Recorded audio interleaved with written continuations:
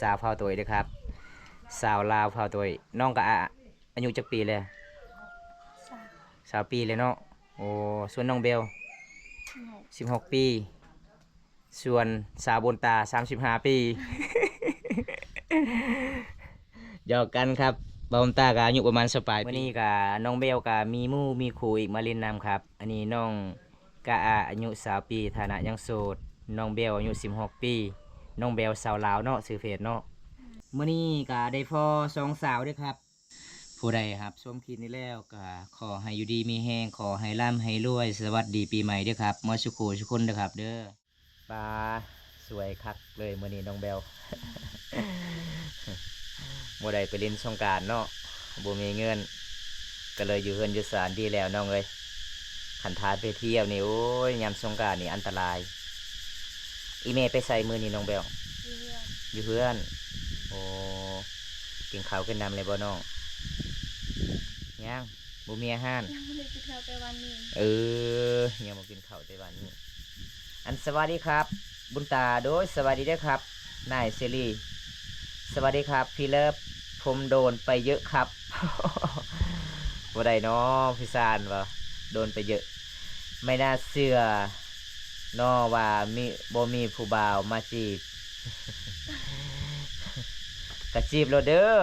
ถ้าผู้ใดจีบได้ก็แสดงว่าผู้นั้นเอาได้เลิฟซองครับ โอ้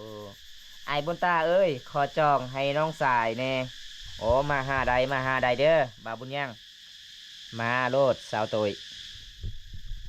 แต่ไอ้ายขอจองให้บ่ได้ดอกไอ้ายล่มผู้สาวบ่เป็นมีตีล่มกันเองล่ะถ้าผู้สาวมักก็ยินดีนำอุ้ยวันนี้แต่งตัวสวยฝากบาบุญตาปะแป้งให้น้อง ให้หน่อยโอ้ครับครับครับขอบคุณครับสวัสดีครับคุณสาร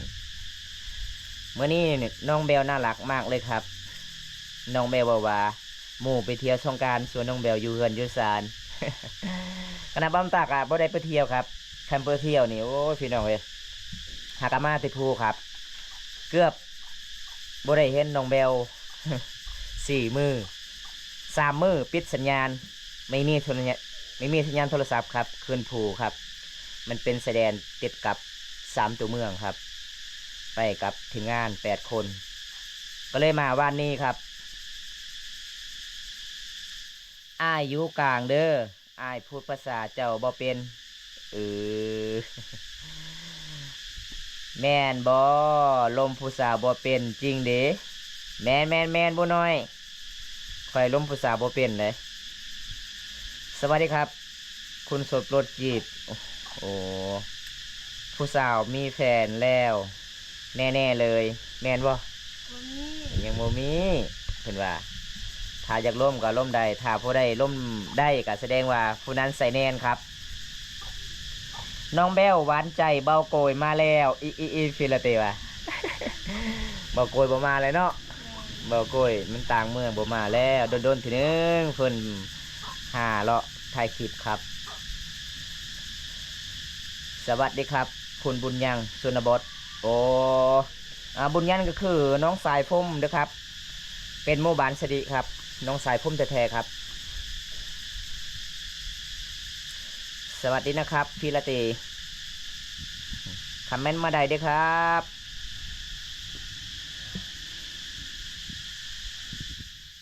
พี่นายซิลี่ครับอ๋อสาวเบลบ่มีไฟดอกสาวเบลรอหมูน้อยอยู่โอ้ยแมนบ่หมูน้อยว่าสิเอาใดหมูน้อยประจำการอยู่แสดงกัมพูชีแมนบ่น้องเบลยิ้มให้พี่หน่อยได้ไหมพี่ละเตวะยิ้มให้แน่ น้องเบลยิ้มแก้มบองด้วยครับผมFCน้องบุญยังครับอ๋อครับผมขอบคุณหลายๆด้วยครับที่ติดตามน้องผมนะครับขอให้อยู่ดีมีแห้งด้วยครับเด้อสวัสดีครับพี่สารไปโดนอะไรมาเนาะ ฮ่าฮ่าฮ่าสวัสดีเช่นกันครับคุณกระทอมฟินเพนแม่นรอกับจรีบไปเลยโอ้มาได้หมูน้อย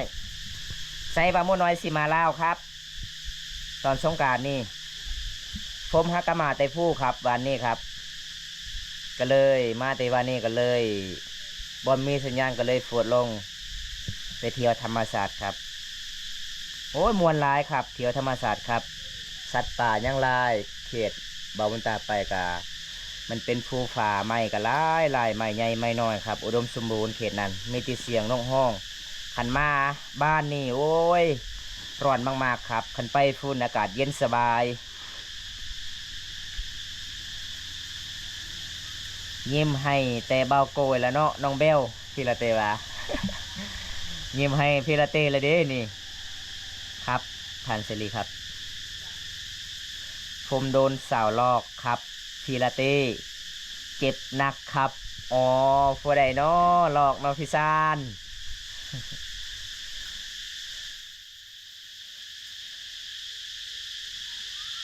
เสียแรงทีและโสดมา18 ปีเพิ่งได้เห็นอ๋อขอบคุณครับผู้สาว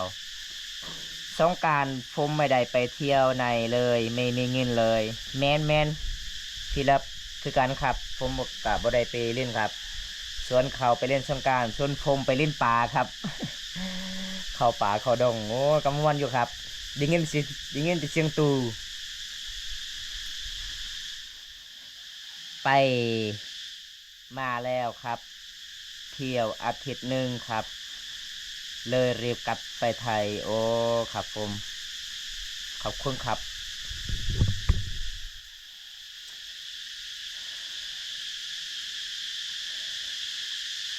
เสียงจังจันห้องมวนหลายเด้อครับสวัสดีครับพี่บุญตาโดยสวัสดีเด้อครับสวัสดีเด้อครับบันส่วนเด้อครับคอมเมนต์มาได้เด้อครับน้องเบลสาวลาวเผาโต้ยเด้อครับซื้อเพจน้องเนาะน้องเบลสาวลาวบอมตาตั้งให้ครับเพราะว่าซื้อเพจเก่าละลายคนหาเนี่ยโอ้คนหายากก็เลยตั้งให้น้องเพจใหม่ครับตั้งเปลี่ยนชื่อใหม่ครับพี่ซานไปต่อสาวทั่วแหละครับจีบคนนุ่นที่คนนี้ที่ถึงว่าอกหักเด้ สาวลาวมีแต่คนขาวๆสวยๆงามๆเป็นตาหักเป็นตาแพงเนาะครับแมนน้องเบลอย่าหลอกพี่สานนะหลอกเบาโกยแทนละกัน เอาเบาไปฟิลาเต้บ่เมาฟิลาเต้บ่เอาบ่ฟิลาเต้ไปจะได้ฟิลาเต้บ่เล่นสงกรานต์บ่วันนี้บ่เพราะว่าเขตเมืองน้องก็มีแต่แกงลีนครับเขาเจ้าลีนเซละดองสาวเบลคือสวยแท้ครับแม่นสวยมากครับสวยมาก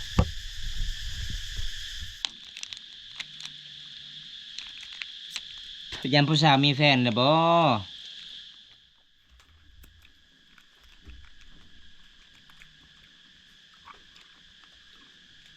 อ้ายถามน้องเขา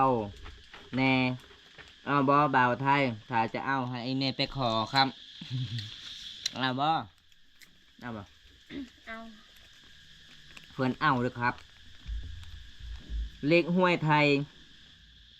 17 33ออกไม่ออกไม่รู้มันนี่เลขห้วยบ่ครับผมอยากซื้อเลขไก่เด้อครับ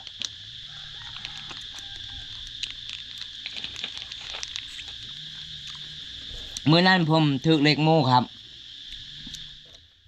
เลขไทยถึก60,000กีบ60,000กีบกะ10,000กะ80,000 10,000กับ800,000เบอร์ก็เราเรียนลีดกัน60เจาะถกเจาะแล้วนะ800,000ไปไกลๆหยุดลง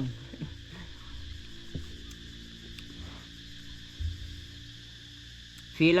ลาเต้ยังดีกว่าโฟมมากเลยครับโฟมรักเขาโฟมก็ต้องตามใจเขาครับอ๋อครับพี่สางครับขอบคุณครับที่แนะนำให้รู้จักมาเด้อFC หลายๆคนมากินเป๊ปซี่ส่วนเฮากินเป๊ปซี่ส่วนเขากินเบียร์เนาะ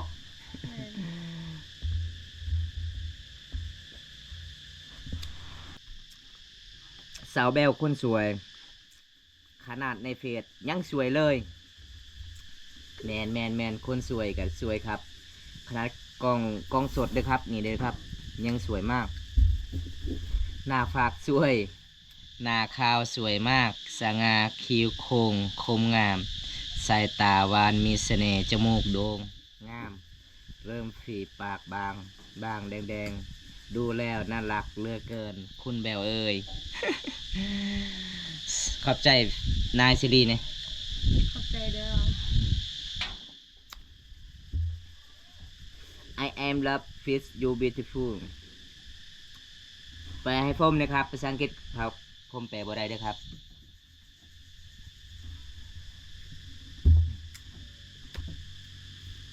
เปลี่ยนเอาเปลี่ยน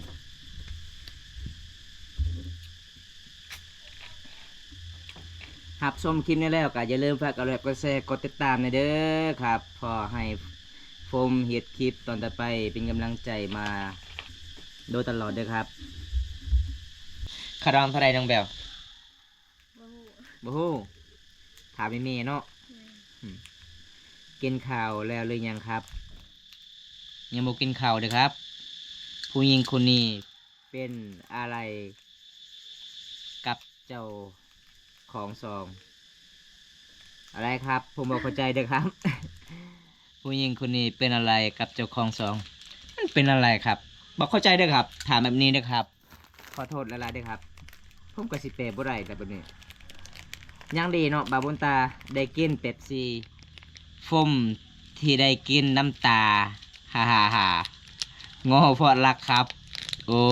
สู้ๆพี่ชาติสู้ๆเป็นกำลังใจให้เด้อหมายถึงผู้หญิงที่น้องสาว หรือแฟนภรรยาของคุณ โอ้อันนี้ครับ อันนี้จะเป็นน้องเบลสาวเฝ้าตัวเด้อครับมื้อนี้ผมวางเวียกวางงานมาแต่ผู้มาแต่ป้ามาเที่ยวธรรมศาสตร์ก็เลยมาไล่สดมาหาน้องครับทักหาน้องว่าน้องไปเล่นแกงบ่น้องว่าบ่ได้ไปเล่นแกงอยู่เฮือนนั่นล่ะบ่มีเงินบ่มีรถเพิ่นว่าก็เลยไปเล่นน้ำน้องบ่แม่นแฟนผมนะครับถ้าบ่าวไทยไปคอคาดองเท่าไรครับ แล้วถ้าติดไฟฟ้าแพงไหมอ้าวคืออันคือแบบเก่าอ่ะน้องแมวว่าบ่ฮู้เด้อบ่ฮู้เด้อหมูลับหมูน้อยเหมือนหมูลับ beautiful น่าหักหลาย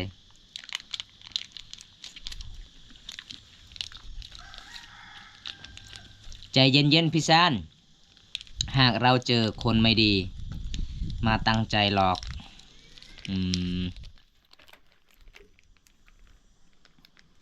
ผมมีทุเรียน50 ไร่น้องเขาจะสอบไหมครับอ้ายฮะมักบ่ มัก เพิ่นว่ามีทุเรียน50 ไร่น้องเขาตัวหอมไหมครับ ใส่นมทมไหม หอมมากครับผมขนาดผมอยู่ไกล3 เมตรก็ยังหอม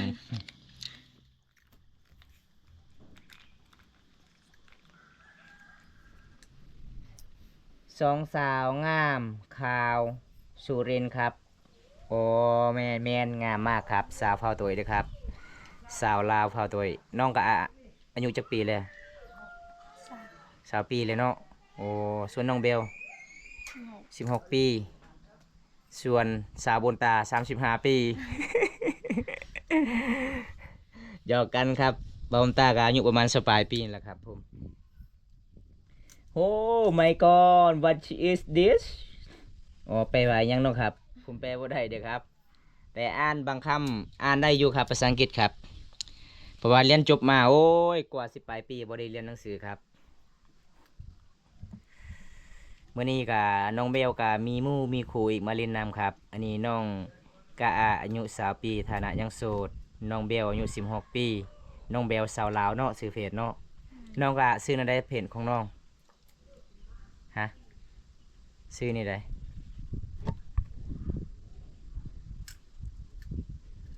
ตอนนี้ก็สิขอเฟซผู้สาวเด้อครับ I love you speed you when they just sex your body เบิ่ง